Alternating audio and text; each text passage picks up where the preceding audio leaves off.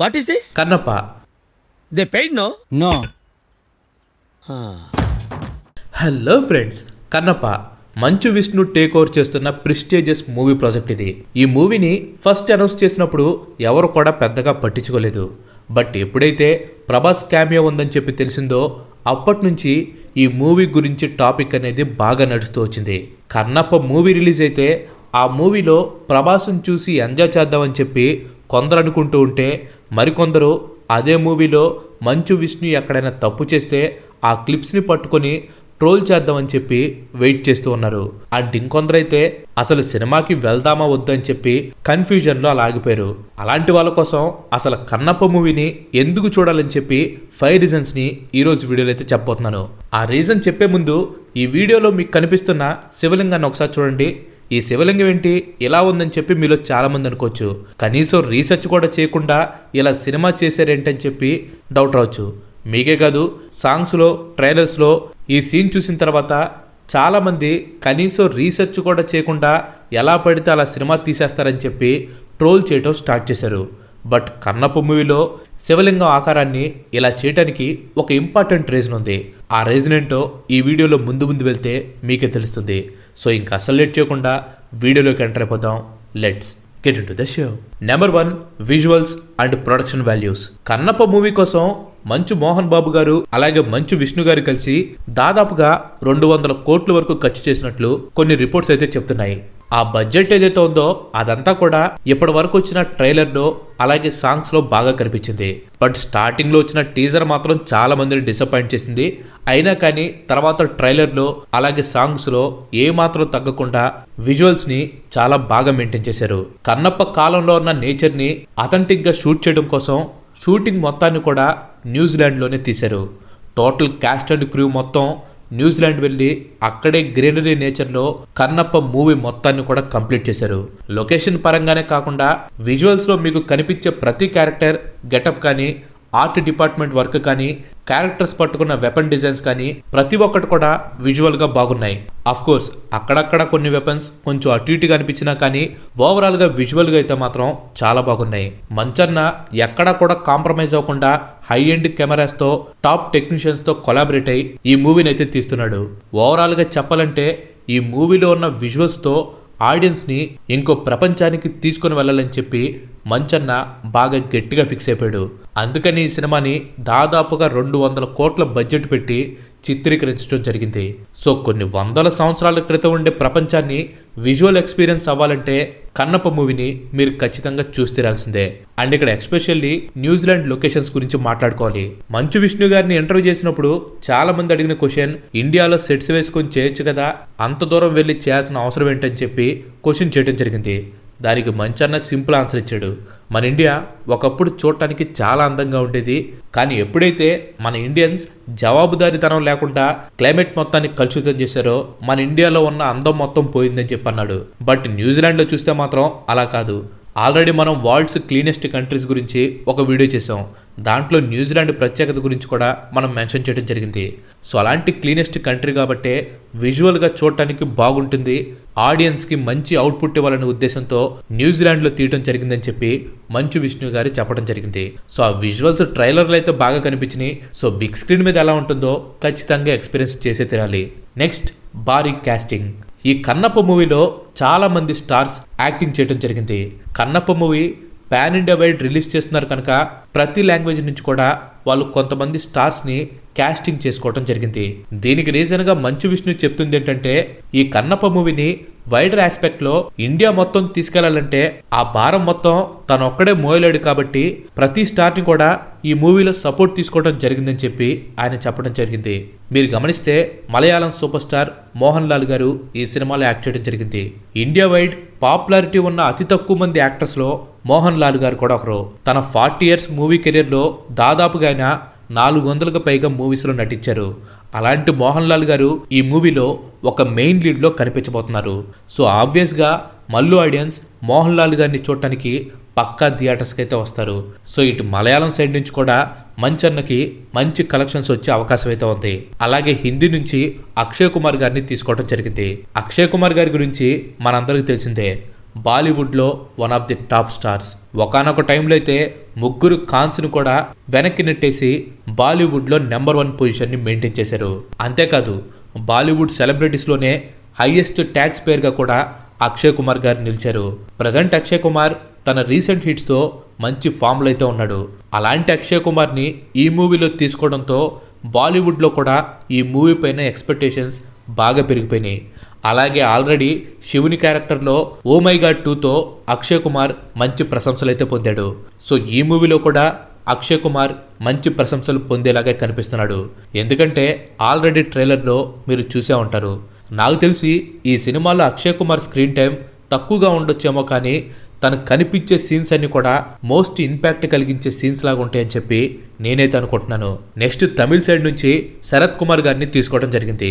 అలాగే కాజల్ అగ్రవాల్, మోహన్ బాబు గారు, బ్రహ్మానందం గారు, ఇలా చెప్పుకుంటూ పోతే చాలా పెద్ద కాస్టింగ్ అయితే ఉంది. అండ్ అన్నిటికంటే మెయిన్గా పాన్ ఇండియన్ స్టార్ ప్రభాస్ ఈ సినిమాలో ఉన్నారు. ఈ సినిమా కాస్టింగ్లో ప్రభాస్ పేరు ఎప్పుడైతే వినిపించిందో అప్పుడే ఈ సినిమా మంచి కలెక్షన్స్ అందుకుంటుందని చెప్పి అందరికి అర్థమైపోయింది. నాకు తెలిసి ఈ సినిమా మంచన్న కెరియర్లో తన ఫస్ట్ 100 crore ప్లస్ సినిమా అవుతుందని చెప్పి నాకైతే అనిపిస్తుంది. 100+ ఏంటి, ఈ కాస్టింగ్తో కాస్త సినిమా యావరేజ్ అని టాక్ వచ్చినా కానీ పక్కాగా 500 కోట్లను వసూలు చేస్తుంది. అండ్ ఈ సినిమాలో ప్రభాస్ క్యారెక్టర్ పేరు రుద్ర.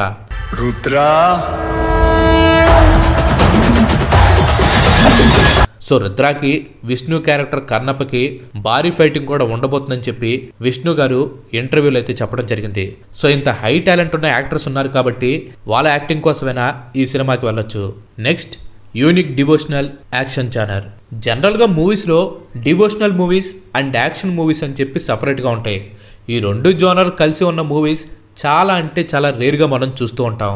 మనం చూస్తే శ్రీరామదాస్ అయినా, శ్రీమంజునాథమైనా, అన్నమయ్య అయినా, ఇలా ఏ డివోషనల్ మూవీలైనా కానీ యాక్షన్ సీన్స్ని మనం ఎక్కువగా చూడం.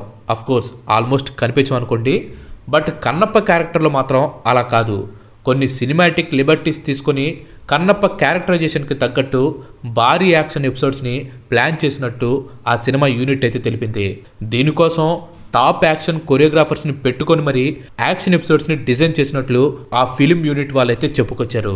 ఈ మూవీలో ప్రభాస్తో ఫైట్స్ ఉంటాయి, మోహన్ లాల్ గారితో ఫైట్స్ ఉంటాయి, ఇంకా ఇలాంటి ఇండివిజువల్ ఫైట్స్, అలాగే బ్యాటిల్ సీక్వెన్సెస్ చాలానే ఉంటాయి. కాబట్టి ఎవరైతే యాక్షన్ ఎపిసోడ్స్ ని బాగా ఇష్టపడతారో వాళ్ళు ఈ సినిమాని చూడొచ్చు. సో భక్తి సినిమా కదా, ఏం చూస్తాంలే, యాక్షన్ ఉంటే బాగుంటుందని చెప్పి ఎవరైతే అనుకుంటున్నారో వాళ్ళకి చెప్పేది ఒకటే, ఈ సినిమాలో డివోషన్ తో పాటు యాక్షన్ కూడా ఉంది. Fourth reason emotional and inspiring story line. ఈ కన్నప్ప స్టోరీని గనక మీరు చూస్తే, మొదట జంతువులను వేటాడే ఒక వేటగాడిగా అడవిలో తిరుగుతూ ఉండే తిన్నడనేవాడు శివలింగాన్ని చూసి తన్మయానికి లోనవుతాడు. శివుడి దగ్గరే ఉండటం, చివరికి శివుడి కోసం తన 2 కళ్ళను కూడా త్యాగం చేయడానికి సిద్ధపడతాడు. సో దీన్ని బట్టి చూస్తే ఇది ప్యూర్లీ ఎమోషనలైజ్ చేసే ప్లాట్ పాయింట్ అని చెప్పి మనకు అర్థమవుతుంది. అఫ్ కోర్స్ కన్నప్ప గురించి తెలిసిన వాళ్ళకి ఈ స్టోరీ లైన్ గురించి బాగా తెలుసు అనుకోండి. యాక్చువల్గా ఈ స్టోరీ లైన్ విన్న ప్రతి ఒక్కరు కూడా ఒక వేటగాడేంటి, శివుని మీద నీళ్ళని నోటితో పోయటం ఏంటి, శివునికి మాంసాన్ని నైవేద్యంగా పెట్టడం ఏంటి, శివుని కోసం 2 కళ్ళు కూడా ఇవ్వడానికి రెడీ అయిపోవటం ఏంటి అని ఎన్నో రకాల క్వశ్చన్లు వాళ్ళలో రైజ్ అవుతూ ఉంటాయి. సో ఆ క్వశ్చన్స్ అన్నిటికీ ఆన్సర్స్ ఈ మూవీలో మీకు తెలుస్తాయి. అలాగే దేవుడికి భక్తుడికి ఉండే అనుబంధం ఏంటో మీకు ఈ సినిమా ద్వారా అర్థమవుతుంది. మనం చేసే పని కాదు, అంటే యాక్షన్స్తో సంబంధం లేదు, ఇంటెన్షన్ ఏంటో చూడాలనేది మనకి క్లియర్గా అర్థమవుతుంది.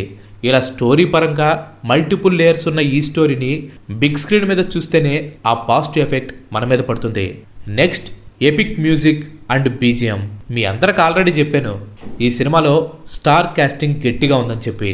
మరి వాళ్ళందరికీ ఎలివేషన్ ఇవ్వాలంటే అది మ్యూజిక్తోనే సాధ్యం. మ్యూజిక్ లేదే వాళ్ళ క్యారెక్టర్ డెప్త్ని మనం ఫీల్ అవ్వలేము.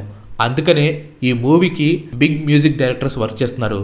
ఒకరు మలయాళం మ్యూజిక్ డైరెక్టర్ అయిన స్టీఫెన్ మెలోడీ బ్రహ్మ మణిశర్మ గారు.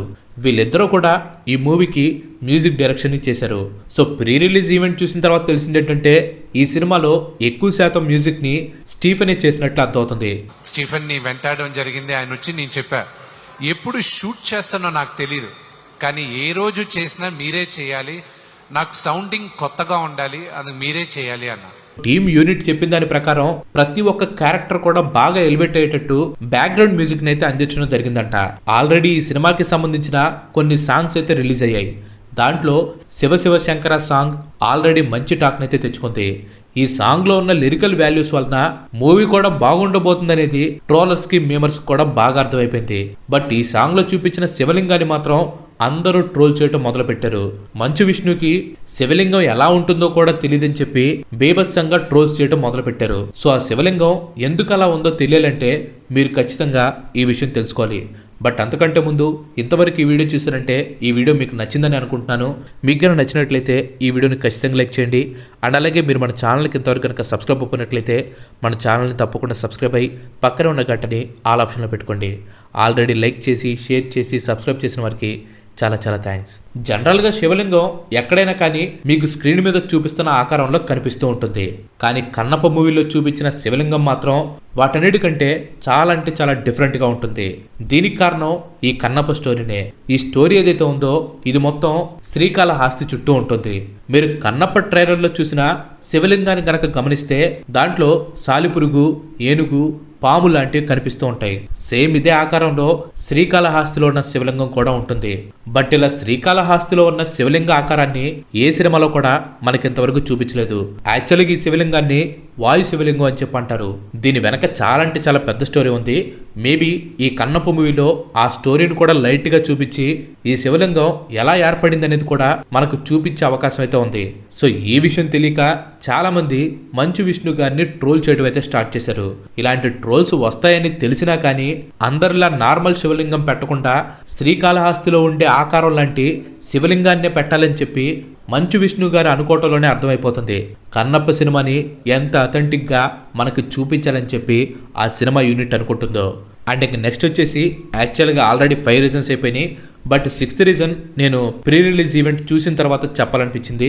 యాక్చువల్గా బ్రహ్మానందం గారు ఈ సినిమా ప్రీ రిలీజ్ ఈవెంట్లో 20 నిమిషాల పైన మాట్లాడటం జరిగింది. సో మీరు గనక ఆ స్పీచ్ చూసుంటే ఖచ్చితంగా కన్నప్ప సినిమాకి టికెట్స్ బుక్ చేసుకుని ఉంటారు. ఎందుకంటే ఆయన ఆ రేంజ్లో ఆ స్పీచ్ని ఇచ్చారు. సో ఈ స్పీచ్ విన్న తర్వాత అలాగే సినిమా ట్రైలర్ చూసిన తర్వాత సినిమాలో విషయం ఉన్నట్టయితే ఖచ్చితంగా కనిపిస్తుంది.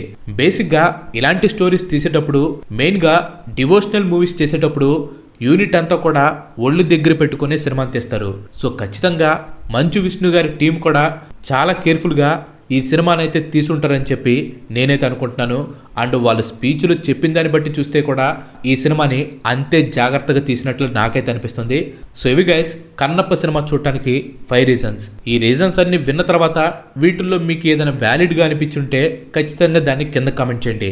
ఇన్ కేస్ నేను చెప్పని పాయింట్ ఏదైనా ఉన్నా కానీ దాన్ని కూడా కింద కామెంట్ చేయండి. అలాగే నేను చెప్పిన పాయింట్స్లో మీకు ఏది వ్యాలిడ్గా అనిపించలేదో ఆ పాయింట్స్ని కూడా కింద కామెంట్ చేయండి. So that's it guys. మొత్తానికి 27th అయితే ఈ సినిమా రిలీజ్ అవబోతుంది. ఇన్ కేస్ మీరు ఈ సినిమా చూడకముందు ఈ వీడియో కనుక చూస్తే సినిమా మీద మీ ఎక్స్పెక్టేషన్స్ ఏంటో ఖచ్చితంగా కింద కామెంట్స్లో తెలియజేయండి. అలాగే ఇన్ కేస్ మీరు సినిమా చూసిన తర్వాత ఈ వీడియోని కనుక చూస్తే ఖచ్చితంగా సినిమా ఎలా ఉందో కింద కామెంట్ చేయండి. Thanks for watching. ఈ వీడియో కనుక మీకు నచ్చినట్టయితే లైక్ చేయండి, షేర్ చేయండి. అండ్ అలాగే మన నెక్స్ట్ ఎపిసోడ్ మిస్ కావద్దు అనుకుంటే మన ఛానల్కి తప్పకుండా సబ్స్క్రైబ్ అవ్వండి. ఇంకో మంచి ఎపిసోడ్లో మళ్ళీ కలుద్దాం. Till then bye bye. Have nice day.